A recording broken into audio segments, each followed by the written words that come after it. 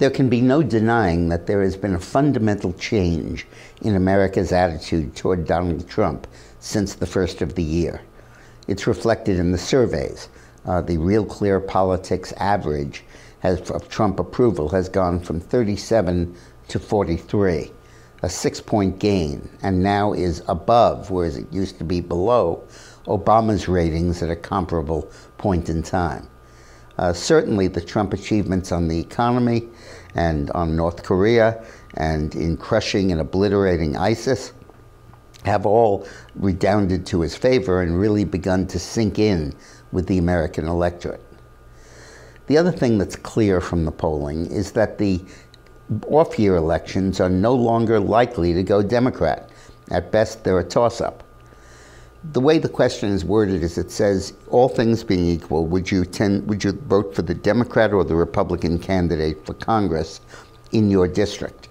And Democrats had a 10-point lead, or 9, and now they're down to a 5-point lead.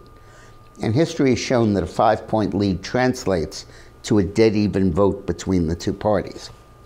That's because that is no gain or loss of seats, and the Republicans have a 23-seat majority. That's because so many of the Democratic votes are in all Democratic districts, black districts and so forth, which are very likely, and when more people in those districts say, oh, I'm going to vote Democrat, it doesn't make any difference in terms of the balance of the seats.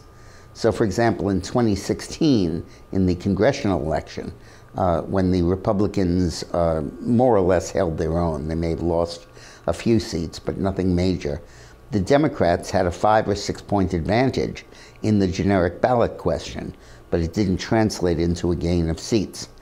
And particularly if Trump's numbers go up, if he pulls off North Korea, the by-elections might well be Republican.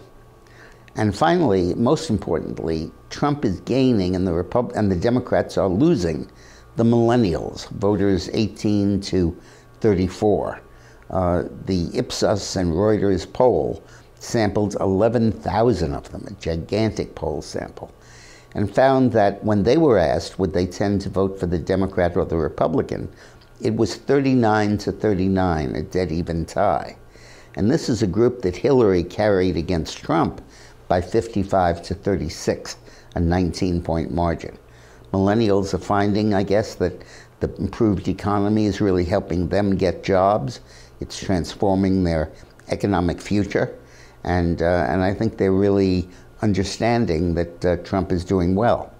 And that change will stay for history, because the millennials get older and everybody else dies out and they stay in the voter pool. You can still feel the echoes of Ronald Reagan's performance among young people or Barack Obama's performance among young people as that generation moves through America. Thanks a lot for watching.